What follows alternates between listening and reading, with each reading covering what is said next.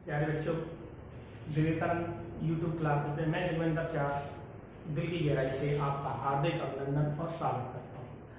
आज हम पढ़ने वाले यूनिट डिजिट इकाई का अंक पार्ट 2। पहले में हमने इकाई के अंक को जाना और उसमें कुछ सरल सरल प्रश्नों को लेकर हल किए। कुछ अच्छे प्रश्न मैंने बोर्ड पे लिखे हैं आपके लिए और पार्ट 2 को शुरू करते हैं। तो सबसे पहले हम दो नियमों पर नजर डालते हैं और फिर हम कुछ प्रश्नों को हल करेंगे। तो देखिए, नियम नंबर 1 क्या कहता है? किसी संख्या में इकाई के स्थान पर 0, 1, 5 या 6 अंक आता है तो हमें इकाई के अंक के रूप में यही अंक हमें प्राप्त होते हैं। तो जो लास्ट का जो वीडियो था हमारा, उसमें मैंने ये बताया था कोई घात होती है तो उसमें 4 का भाग लगाते हैं और ध्यानपूर्वक शेष फल ज्ञात करते हैं। शेष 1, 2 या 3 आता है तो इस शेष को इकाई के अंक के ऊपर घात के रूप में चढ़ा देते हैं। अगर शेष 0 आता है तो हम इकाई के अंक के रूप में 4 चढ़ाते हैं। लेकिन यहाँ पर ऐसा नहीं है। अगर किसी संख्या में इकाई के स्थान पर से इनमें से इन 4 अंकों में से कोई भी अंक हो तो आपको उसमें भाग देने की आवश्यकता नहीं है, तो हमें यही अंक प्राप्त होंगे। दूसरा नियम क्या है? अगर इकाई का अंक 4 या 9 हो तो आपको यहाँ पर देखना है घात सम हो तो इकाई का अंक 6 आता है और घात जब विषम हो तो इकाई का अंक 4 आता है। इकाई का अंक 9 हो और घात सम हो तो इकाई का अंक 1 आता है और घात जब विषम हो तो इकाई का अंक 9 आता है। तो हम दोनों नियमों पर बात करते हैं, फिर कुछ प्रश्न हमने इस बोर्ड पर आपके लिए लगाए, फिर उन प्रश्नों को हल करेंगे। तो सबसे पहले इस नियम की बात करते हैं, पहले वाले की। क्या कहता है? जैसे मैं ये कह रहा हूं, देखिए क्या बच्चे, कोई संख्या है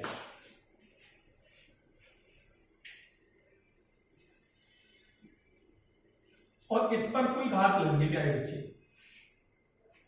ये घात है। मैंने नहीं लिखा है, कुछ भी हो सकता है नंबर इसमें, तो आप इस पर हमें इकाई का ज्ञात करना है। तो बच्चा क्या करेगा? इकाई का हमें ज्ञात करना है। यहां पर हम बात कर रहे हैं, ये नियम आपके दो अलग है, इस पोर्शन में थोड़ी सी हम बात कर रहे हैं। तो बच्चा क्या करेगा? पिछले 2 अंकों में 4 का भाग देगा। पिछले 2 अंकों में किसका भाग देगा? 4 का। 4 का भाग देने पर मान लीजिए उस बच्चे का शेषफल 1 आया, तो बताइए 4 का भाग देने या तो शेष 1 आएगा, तो 6 पर 1 चढ़ाए तो इकाई का अंक क्या होगा? 6। चलो हम मान लेते हैं कि उस बच्चे का शेषफल 2 आया, तो 6 पर 2 बार चढ़ा दें तो प्यारे बच्चे इकाई का अंक क्या होगा? 36 आएगा। इसका परिणाम उसमें इकाई का अंक क्या होगा? 6। और 6 पे का 3 चढ़ा दें तो इसकी वैल्यू होती है 216 है। इसमें भी इकाई का अंक कितना आ रहा है? 6। अगर किसी बच्चे ने इसमें भाग दिया और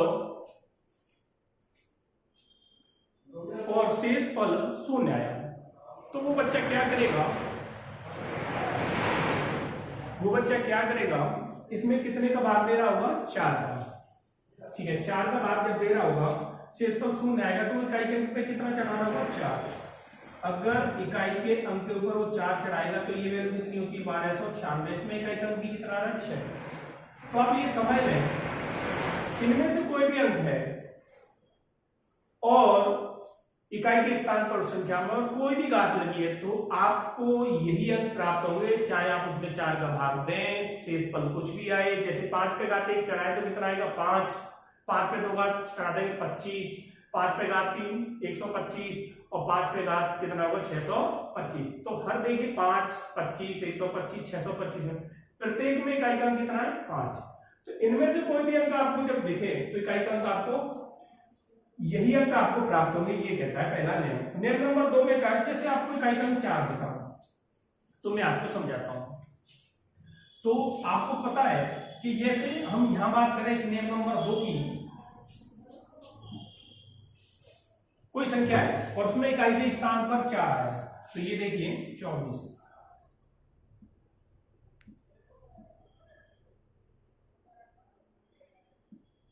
तो आपको करना क्या है? यहां पर ये देखना है कि इकाई का अंक कितना है? 4। वैसे भी आप हल करोगे 4 का भाग देकर तो आप आसानी से वही आंसर बताओगे। तो आपको देखना क्या? समय बचाने के लिए इकाई का अंक कितना है? 4। घात कैसे? सम या विषम? ये घातांक है जिसे लोग घात बोलते हैं या घातांक। ठीक है, तो इसमें देखिए ये कैसा परिणाम है? सम या विषम? सम। तो सम होने पर इकाई का अंक क्या होगा? यहाँ पर 6। अगर मैं यहाँ प्यारे बच्चे 81 कर दूं लास्ट, तो ये कैसा हो जाएगा? विषम। तो इकाई का कितना होगा? 4। तो ऐसा कोई भी प्रश्न दिखेगा तो आपको क्या करना है? भी ये देखना है कि इकाई का 9 घात सम तो इकाई का 1 होगा और घात जब विषम तो इकाई का क्या होगा 9। तो आपको ये दो नियमों को लेकर ये प्रश्न आते कैसे हैं। कभी कभी प्यारे बच्चे हम 4 का भाग दें, जो हमने कल लास्ट वीडियो में सीखा था, जिस तरह हम 4 का भाग देकर ध्यानपूर्वक शेषफल ज्ञात करते थे, उस प्रोसेस को अगर हम कुछ प्रश्नों में करें तो हमारा समय, बहुमूल्य समय जो परीक्षा में हम बैठे होंगे वो बर्बाद होता है। तो कुछ ऐसे प्रश्न लेके आएगा जो लॉजिक के होंगे, बड़े सरल ही होंगे। उन्हें समझने के लिए आपको इन दो नियमों को समझना बहुत जरूरी है।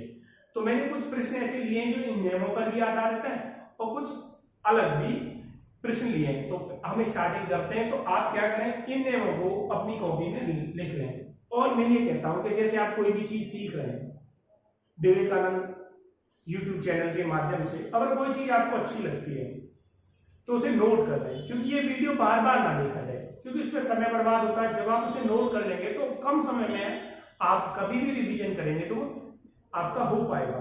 ठीक, चलिए साहब स्टार्टिंग करते हैं। तो आप इसको लिख लेंगे, वीडियो रोककर आप इसको लिख लेना और हम प्रश्नों को हल करने जाएंगे। तो मैं इसे रब कर रहा हूं प्यारे बच्चों। चलिए,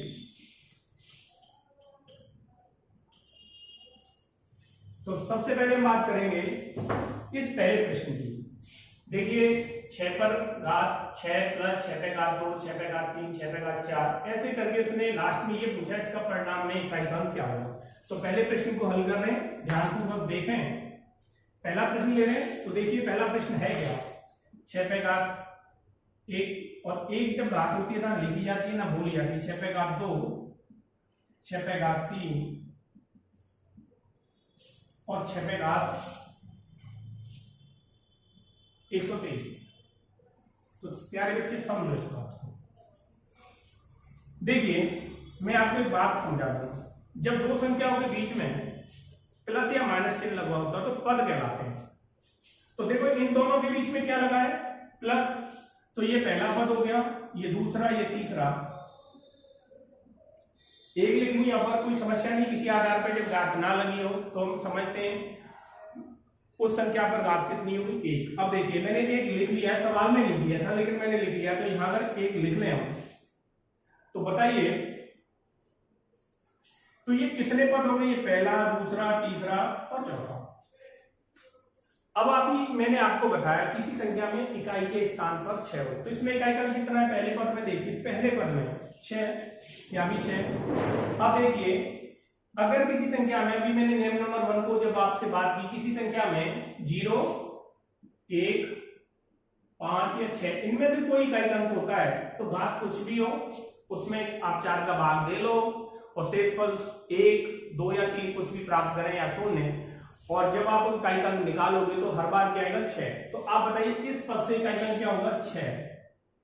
यहां से 36 में भी इकाई का अंक कितना होगा प्यारे बच्चे, अगर हम देखें 6 पे घात 2, 36, 36 में इकाई का अंक कितना होता है, 6। और ये नेम भी मैंने आपको लिखा दिया है, तो यहां से भी होगा 6।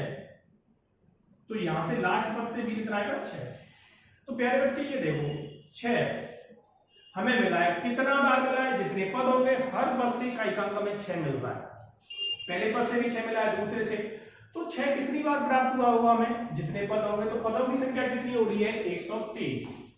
अगर 6 को हमें 123 बार जोड़ना है तो हम 6 गुणा 123 कर लें, एक ही बात है। तो बताइए 6 को कितनी बार जोड़ना है, कितने पद होंगे प्यारे बच्चे इसमें। अगर हम पदों की बात करें यहां से लेकर यहां तक, तो पदों की जो संख्या होगी वो कितनी होगी, 123 प्यारे बच्चे। फिर ये पहला पद, ये दूसरा। तो अब हर पद से हमें 6 मिला है, और कितनी बार मिला है, 123 बार। तो 6 को 123 बार जोड़ने का सबसे सरल तरीका क्या, गुणा कर लो, 6 गुणा 123। अब हमें तो केवल किससे मतलब है, इकाई के अंक से। तो बताओ इसमें बेटा इकाई का अंक कितना है, 3। तो हम इकाई के अंक को भी गुणा करेंगे तो प्यारे बच्चे कितना बनेगा, 18। 18 में इकाई का अंक कितना होता है, 1। ये आपका आंसर होगा। तो ये पहले प्रश्न का हल है, आप समझे इस प्रश्न को। चलिए साहब, तो पहला प्रश्न हमने हल कर लिया है। अब हम बात करते हैं दूसरे प्रश्न की।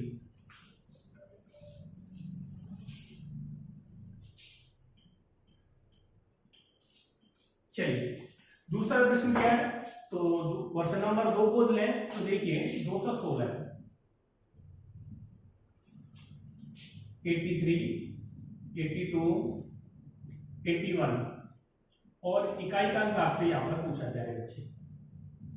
इकाई का अंक क्या होगा, क्या होगा यह ज्ञात करें, फाइंड द यूनिट डिजिट। अब देखिए प्यारे बच्चे, अब मैं आपको एक बात बता दूं, नियम नंबर 1 क्या कहता है कि संख्या में इकाई के स्थान पर क्या हो 0 1 5 6, तो हमें घात नहीं देखनी, उसमें हमेशा इकाई के अंक यही प्राप्त होते हैं। तो देखिए हमें किससे मतलब है, केवल इकाई के से। तो देखिए इकाई का अंक क्या है यहाँ पर 6, और 6 पर कोई भी घात हो, इकाई का अंक हमेशा क्या आता है 6 आता है। तो देखिए अगर हम इस परिणाम को हल करने गए तो हमें ऊपर से हल करना पड़ेगा प्यारे बच्चे। पहले हमें क्या करना पड़ेगा, 82 का गुणा 81 टाइम्स करना पड़ेगा, फिर जो इसकी वैल्यू आएगी इतना गुणा 83 का इतने टाइम्स करेंगे, तो यहाँ पर समय की बर्बादी होगी और इतनी आसान कैलकुलेशन यहाँ पर नहीं होगी। तो आपको केवल ये देखना है क्या इकाई के अंक में इनमें से कोई अंक आ रहा है, हाँ 6 आ रहा है। तो अब घात को मत देखिए, कोई भी वैल्यू आए 4 का भाग दे लो, 1 बचेगा तब भी 6 आएगा, शेष 2 बचेगा 36 में भी तब भी 6 आएगा, और 6 पे घात 3 2 से 16 में भी इकाई का अंक कितना होगा 6, और 6 पे का 4 चढ़ा लोगे तो 1296 में भी इकाई का अंक कितना होगा प्यारे बच्चे 6। तो आपको देखना चाहिए इकाई का अंक 6, तो इस पर कोई भी घात लगी हो तो इकाई का अंक क्या आएगा 6 यहाँ पर आ जाएगा, ये आपका यहाँ पर आंसर होगा। चलिए अब दूसरे प्रश्न की तरफ हम चलते हैं, नेक्स्ट प्रश्न की तरफ हम चलते हैं। चलिए तो ये आपको समझ में आ गया होगा। चलिए तो अब हम बात करने वाले प्यारे बच्चे अगले प्रश्न की। तो अगला प्रश्न क्या है, तो ये देखिए क्वेश्चन नंबर 3, 814 पे घात है प्यारे बच्चे 32 31 30 और 29, इकाई का अंक ज्ञात करें, अंक ज्ञात करें। चलिए तो प्यारे बच्चे अगर हम इसे हल करें और इसे हल करके भाग दें तो हमें बहुत समय लगेगा। अगर ऐसा प्रश्न आपके एग्जाम में आ जाता है और इकाई का अंक पूछता है तो पहले एक बात समझ लो। तो अभी मैंने एक तो नियम नंबर 1 में पढ़ाया था 0, रूल नंबर 1 में किसके लिए बातें की थी, रूल नंबर 1 में हमने बात की थी 0 1 5 और 6 के लिए। रूल नंबर 2 में हमने बात की थी प्यारे बच्चे 4 और 9 के लिए। उसके लिए क्या था, अगर घात सम है तो इकाई का अंक 6, घात विषम है प्यारे बच्चे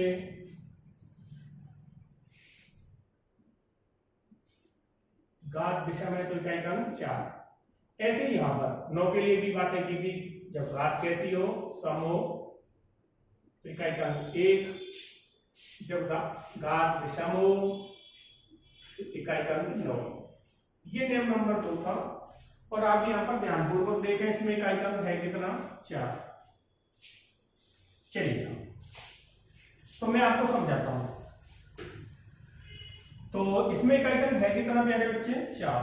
अब इसके ऊपर घात कैसी है, ये सम वैल्यू देगी या विषम, तो ये यहां पर समझना। अगर इसने सम वैल्यू दी तो इकाई का अंक होगा यहाँ 6, और इसने विषम परिणाम दिया तो अगर हम इसे हल करें प्यारे बच्चे इस पूरे को ओवरऑल को, तो मान के चलिए n आ गई इसकी वैल्यू, इसकी वैल्यू कितनी आ गई n, इसको हल किया और n आ गया, तो n कैसा नंबर होगा, सम होगा या विषम होगा। तो आपको मैं एक बात समझाता हूं। तो इसे हल करने का तरीका क्या होगा, तो आप कैसे देखेंगे, तो जैसे ही आपने देखा ये तो इकाई का अंक था यहां लिख लिया, तो अब ये पहले नंबर को देखिए ये कैसा नंबर है, सम या विषम।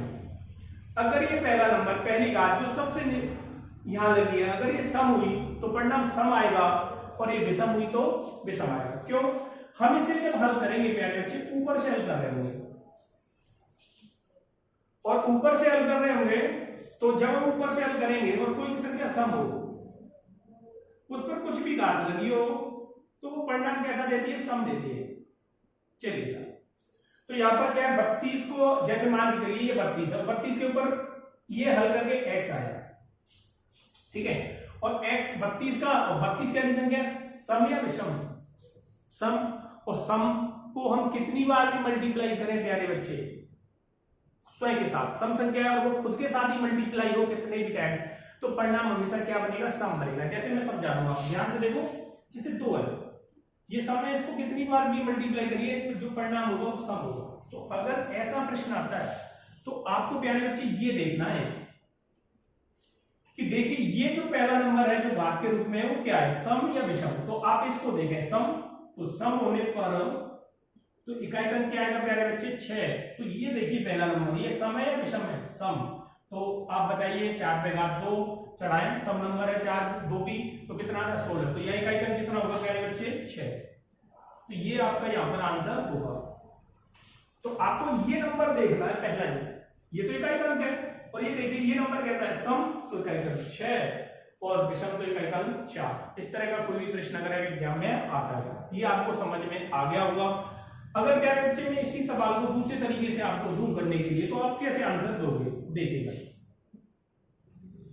ये देखिए 14 पे घात प्यारे बच्चे 99, 98 और 97 और 96। चलो एग्जामिनर घर से लड़के आए तो इस तरह का भी प्रश्न आपके लिए बना देगा। तो आपको यहाँ पर इकाई क्रम याद करना है, तो यहाँ पर इकाई क्रम दे रखा है, और देखिए इस परिणाम को आप देखिए, आपको देखते ही डर लगाएगा कैसे हम इसमें 4 का भाग दें और रिमाइंडर याद करें। चलिए मैं आपको समझाता हूं। तो प्यारे बच्चे इस बात को समझने की यहाँ पर कोशिश आप करना। ये जो नंबर है, ये जो नंबर है पहला, ये सम है या विषम, तो 99 आता विषम, तो ये इसको ही देखना है, इनको छोड़ दें आप। तो जब घात विषम हो और इकाई क्रम 4 हो, तो इकाई क्रम कितना होता है 4। तो यहां से देखिए 4 पर ये तो पहला नंबर है सम है विषम, विषम, तो इकाई क्रम क्या बनेगा प्यारे बच्चे 4। तो ये यहाँ पर आपका आंसर होगा। अगर इसी को देखकर हम तय करेंगे कि इकाई क्रम क्या आने वाला है। तो अगला प्रश्न ले रहे हैं, उसको भी जानिए। चलिए अगला प्रश्न आप हल करोगे, देखिए 219 और इसमें इकाई क्रम ज्ञात करना 31, 29 और 28 और यूनिट फाइंड करनी है लास्ट डिजिट। तो चलिए सर, तो यहां देखिए इकाई क्रम कितना है 9, रूल नंबर 2 हमने पढ़ा है 9 के लिए। अब देखिए ये पहली बात देखिए, यहाँ पर ये कैसे है, इवन नंबर है, सम है या विषम है। तो आप कह रहे होंगे सर ये 31 विषम होता है, तो विषम होने पर इकाई क्रम क्या आता है, घात जब विषम हो और इकाई क्रम 9 हो और घात के रूप में विषम आया हो, तो इकाई क्रम का आता है क्या बच्चे 9। तो ये आपका यहाँ पर आंसर होगा, इसे देखकर ही तय कर दोगे आप। और यहाँ पर मैंने ये नेम लगा रखा है। चलिए अब दूसरा प्रश्न ले रहे हैं। दूसरा प्रश्न बहुत इंटरेस्टिंग, बहुत अच्छा, अगला प्रश्न बहुत अच्छा है। चलिए सर, चलिए इसमें क्या है, ये देखिए क्वेश्चन नंबर 5 को आप विचार करिए, इसका इकाई क्रम हमें ज्ञात करना है, फिर इससे फैक्टोरियल वाले प्रश्न का भी इकाई क्रम यहाँ पर हमें ज्ञात करना है। तो सबसे पहले हम समझते हैं पहले क्वेश्चन नंबर 5 को, और फिर बात करेंगे क्वेश्चन नंबर 6 के बारे में। तो देखिए 4 पे घात 1, 6 पे घात 2, 4 पे घात 3, और ये जो प्रश्न मैंने ये दोनों नंबरों को लेकर बनाया है, इसमें मैं दोनों रूल्स को आपको लगा सकूं और अच्छे से समझा सकूं, इसीलिए ऐसे प्रश्न को मैंने बनाया। चलिए 6 पे घात 4, अब सो ऑन, ऐसे ये पद चलेंगे प्यारे बच्चे, और लास्ट डिजिट क्या है 4 पे घात 99।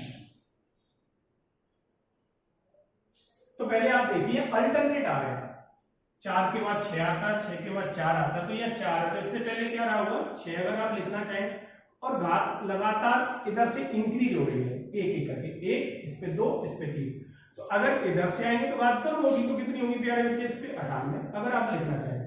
अब उसमें इकाई क्रम ज्ञात आपको यहाँ पर करना है। तो प्यारे बच्चे पहली बात ये समझो, यहाँ पद लिखने हैं, ये प्यारे बच्चे पहला पद है, ये दूसरा है, ये तीसरा है, ये चौथा, तो टोटल कितने पद है यहाँ पर 99 और 99 पद है। तो अब देखिए इसमें हम देख रहे हैं कि पहले पद में इकाई क्रम 4 है, तीसरे में 4 है, ऐसे अल्टरनेट है, फिर 6 है। तो अब देखिए जो 6 है और 6 पर जो घातें लगी हैं वो समय 2, 4, 6 पे घात 6 इस तरह की होगी। तो मैंने अभी नियम बताया 6 के लिए, 6 में तो इकाई क्रम 6 आएगा, इस पद से 6 आएगा, इस पद से 6 आएगा। लेकिन यहां पर आप विचार करिए प्यारे बच्चे, ये इकाई क्रम कितना 4, और 4 पर घात कैसी आ रही है, यहाँ पर आ रही है विषम, यहाँ भी आ रही है विषम और यहाँ पर विषम। जो 4 पर जो घात है वो विषम है, तो यहां से हर पद से इकाई क्रम कितना आएगा 4। तो क्या इसे दो तरीके से आप हल कर सकते हो, कोई बच्चा 2-2 का पेयर बना ले, या फिर इनको सेपरेट कर ले, 4 वाले पदों को अलग लिख दी, एक साथ लिख दिया जाए, और 6 वाले पदों को एक साथ। चलिए तो मैं समझाता हूं, तो हम सेपरेट करते हैं। तो 4 वाले पदों को एक साथ लिखते हैं, 4 पे घात 1, 4 पे घात 3, और 4 पे घात 5 कैसे आएगा, और अब लास्ट पद होगा 4 पे घात 99। मैंने क्या किया, जिन पदों में इकाई क्रम 4 है उन्हें सेपरेट कर लिया प्यारे बच्चे, और जिनमें इकाई क्रम 6 उन्हें अलग से सेपरेट कर लिया। 6 पे घात 2, 6 पे घात 4, 6 पे घात 6। अब जो लास्ट पद होगा प्यारे बच्चे, इससे पहले कितना होगा, 6 पे घात 98। चलिए सर, ये आपका हमने पदों को सेपरेट कर लिया। तो आप एक बात बताओ, ये 4 चीजें ठीक है, तो अल्टरनेट आ रही है, ये 4 ये 6, तो यहां तक कितनी हो जाएंगी, 2 पद 4 के होंगे, 2 पद कितने होंगे, 6 के। तो यहां पर हमें पद काउंट करना है। तो देखिए यहां तक देखिए मैंने लास्ट पद को ढक लिया आपके लिए, इस पद को मैं ढक लूं तो यहां तक कितने पद है, 98।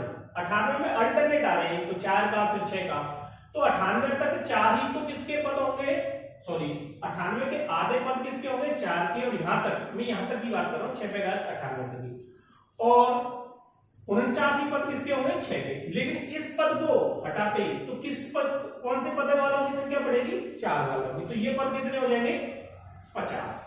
टोटल है 99। दोबारा समझो इस बात को, मैं बहुत धीरे से आपको समझाने का प्रयास करूंगा, बहुत स्लो करके समझिए। हम क्या कर रहे हैं प्यारे बच्चे, लास्ट पद को अपने हाथ से ढक लेते हैं। अब देखिए यहाँ पर टोटल कितने पद बन रहे, पहला दूसरा तीसरा है, ठीक है। तो कितने पद हो गए, 98। अल्टरनेट आ रहे, 4 का 6 का 4 का, तो 98 में 49 पद, यहां तक की हम बात कर रहे हैं, 49 पद होंगे 4 के, और 49 पद होंगे यहाँ तक 6 के।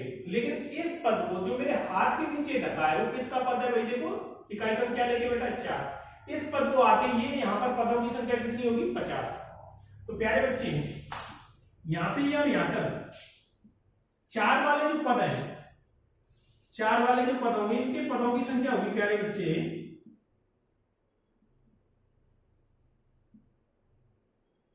पदों की संख्या होगी प्यारे बच्चे 50। और टोटल कितने हो रहे प्यारे बच्चे, यहां से ऐसे समझ लो 99, और 50 उसमें पद हैं 4 के। तो यहां पर जो पदों की संख्या होगी प्यारे बच्चे 49। अब हमें करना क्या है, यहां से इकाई क्रम निकालना है 50 पदों से, फिर उनको जोड़ना है, हर पद से इकाई क्रम निकाल के यहां से 49 पदों का इकाई क्रम निकालना, फिर उन्हें जोड़ना है।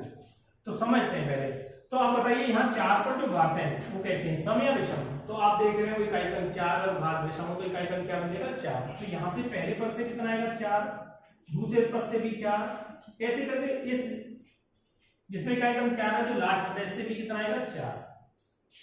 चलिए अब देखिए यहाँ पर तो हमें देखना नहीं है, इकाई क्रम हर पद में 6 है, तो 6 पर कोई भी घात हो या इनमें से कोई भी नंबर हो, कुछ भी घात हो, इकाई क्रम यही प्राप्त होते हैं। तो यहाँ से कितना आएगा, 6, यहां से दूसरे पद से भी कितना आएगा, 6, तीसरे पद से भी 6, और इस लास्ट पद से भी प्यारे बच्चे कितना होगा, 6। तो प्यारे बच्चे यहाँ पर देखो ये 4 कितनी बार मिला है, 4 के पद है कितने, 50। तो 4 को कितनी बार मिला है, 50। तो 4 को 50 बार जोड़ना है, 4 × 50 कर लें, ये इनका सम हो गया। 6 कितनी बार पे मिला है प्यारे बच्चे, 49 बार। 6 को 49 बार जोड़ने का मतलब है 6 × 49। तो प्यारे बच्चे यहाँ पर हमें तो इकाई के अंक से मतलब है, यहाँ इकाई का अंक क्या है, 0, और 0 का 4 के साथ मल्टीप्लाई होगा 0, और यहाँ इसके साथ मल्टीप्लाई होगा तो कितना होगा, 54। ये काट दिया, मैं तो इकाई का अंक लेके चल रहा है, और 54 में हम 0 जोड़े तो कितना बनेगा, 4। तो ये जो आंसर होगा कितना होगा, 4। तो आप इस प्रश्न को देखें और समझें, और ये प्रश्न आपको समझ में आ गया होगा। इस तरह का कोई प्रश्न आएगा रीट लेवल 1 के विद्यार्थियों के लिए, मैं बता दूं बहुत ही पार्ट 1 में जैसे मैंने सवाल कराए थे वो सरल से, जिसमें हम 4 का भाग देकर शेष ज्ञात करते थे, ऐसा प्रश्न आएगा। लेकिन मैंने आपके आत्मविश्वास के लिए अगर कोई प्रश्न अगर थोड़ा मुश्किल भी आ जाए तो आपको कोई ऐसी परेशानी ना हो, तो ऐसे अच्छे प्रश्नों को मैंने चुना आपके लिए। तो चलिए अगला लास्ट प्रश्न लेते हैं, और लास्ट प्रश्न के बाद हम बात करेंगे अगले टॉपिक की, और अगले टॉपिक में सीखेंगे अभाज्य संख्या के गुणनखंड, भाजक ज्ञात करना, योगफल, भाजकों की संख्या ज्ञात करना। इस तरह का प्रश्न एग्जाम में आ रहा है और कई बार पूछा जा रहा है, ठीक है। तो उस पर भी हम बात करेंगे, लेकिन लास्ट प्रश्न को हल करने के बाद। चलिए सर, तो लास्ट प्रश्न क्या है उसको देख लेते हैं, और इस लास्ट प्रश्न के बाद हम बात करेंगे अगले टॉपिक की। तो कल मैंने एक बात बताई थी प्यारे बच्चे, तो आप ध्यान से समझ लें। कल मैंने बताया था फैक्टोरियल का मान निकालना। जैसे 5 फैक्टोरियल है प्यारे बच्चे, तो 5 का मतलब क्या है, 1 इंटू 2 इंटू 3 इंटू 4 इंटू 5। तो ये बात आपको कल समझ में आ गई। 6 फैक्टोरियल का मतलब क्या है, 1 से लेकर 6 तक की सभी तरह की संख्या को गुणा। और 7 फैक्टोरियल का मतलब क्या है, 1 से लेकर 7 तक की सभी संख्या को गुणा करना होता है। और एक और मैं बात बता दूं, अगर किसी संख्या में 5 का फैक्टर है और 5 के साथ कोई सम संख्या हो, सम क्या होते हैं 2, तो ये मल्टीप्लाई करके एक 0 बना देते हैं। क्या बना लेते हैं, 0। तो आप एक बात बताइए, इसमें 5 और 2 भी, तो इसका जो परिणाम बनेगा उसमें लास्ट डिजिट क्या होगी, 0 होगी। तो ये बात आप समझ लें। जब मैं आपको शून्य ज्ञात करना सिखाऊंगा अगले वीडियो में, तो वहां पर इस कंसेप्ट का हम प्रयोग करेंगे प्यारे बच्चे। तो बात समझ लो, अगर 5 के साथ 2 का मल्टीप्लाई हो तो उसके परिणाम में लास्ट में क्या बनता है प्यारे बच्चे, 0 बनता है। तो ये देखिए 5 भी और 2 भी, इसका जो परिणाम होगा उसके लास्ट में यूनिट डिजिट पे क्या आएगा, एक 0 तो कम से कम आएगा। अगर इसके पेयर ज्यादा होते हैं 5 और 2 के, तो ज्यादा 0 आते हैं उसके लास्ट में।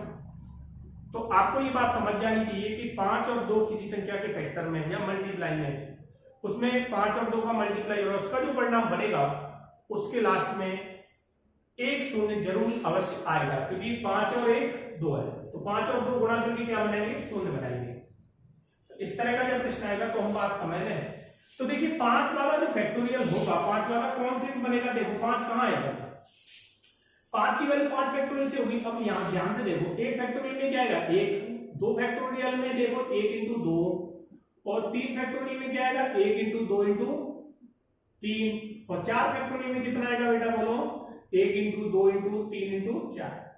यहां देखिए 2 का तो फैक्टर है प्यारे बच्चे, लेकिन इसमें 5 का फैक्टर है क्या, नहीं।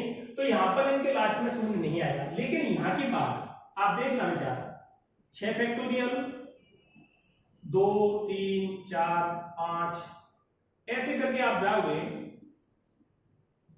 और 6, तो यहां देखो 5 भी आ गया और 2 भी आ गया, तो इसके लास्ट में क्या होगा, शून्य। तो इसका मतलब ये है कि जब कोई परिणाम 5 फैक्टोरियल या 5 फैक्टोरियल से बड़ा होगा, तो जब हम उस 5 फैक्टोरियल या 5 फैक्टोरियल से बड़े परिणाम के फैक्टोरियल का मान निकालेंगे, तो उसमें इकाई के स्थान पर हमेशा क्या आएगा, शून्य आएगा। तो इसी कंसेप्ट को लेकर एक प्रश्न मैंने आपके सामने यहाँ पर बनाया है।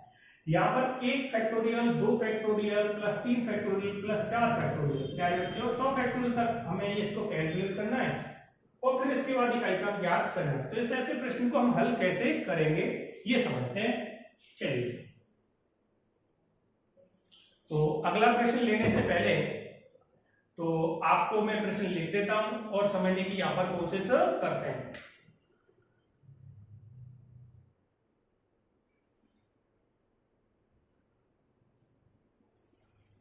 तो देखिए लास्ट प्रश्न है, इसको हल करने का प्रयास कर रहे हैं हम। 1 फैक्टोरियल, और मैंने बताया फैक्टोरियल का सिंबल 2 तरह का होता है, ऐसे लिख दो या ऐसे लिख दो। तो अभी लास्ट प्रश्न है, इसके बाद हम बात करेंगे। तो ये देखिए 1 फैक्टोरियल 2 फैक्टोरियल 3 फैक्टोरियल 4 फैक्टोरियल और ये 5 फैक्टोरियल।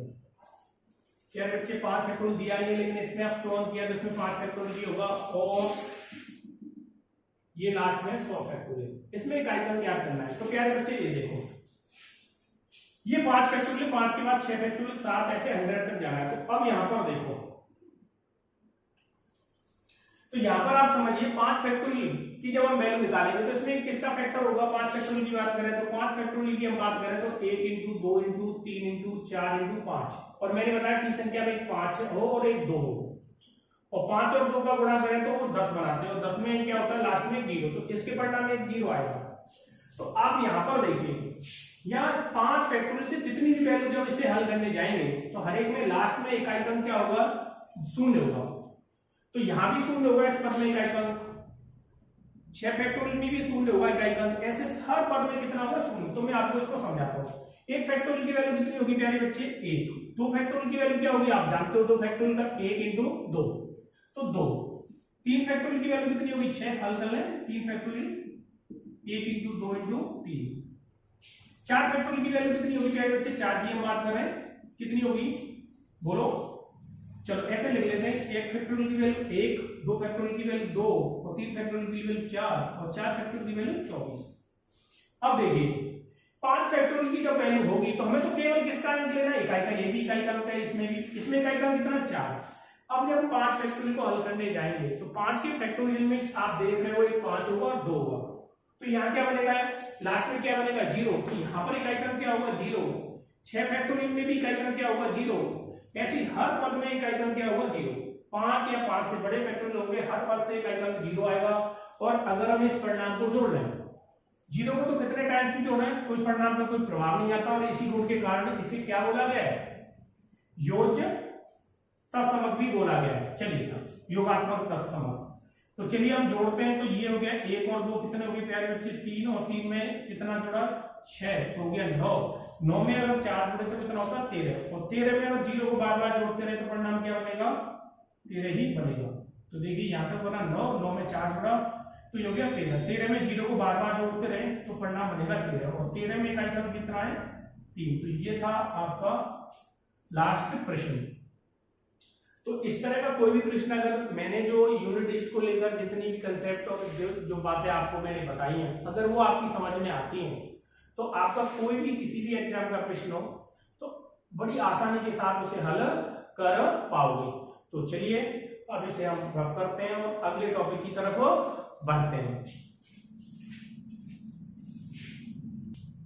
तो प्यारे बच्चों, ये था इकाई अज्ञात पार्ट नंबर 2। आपको कैसा लगा? आपको अच्छा लगा तो लाइक और शेयर करिए, और कमेंट के माध्यम से बताइए कि ये वीडियो आपको कैसा लगा है। और सभी बच्चों को विवेकानंद क्लासेस की तरफ से शुभकामनाएं। बाय, धन्यवाद।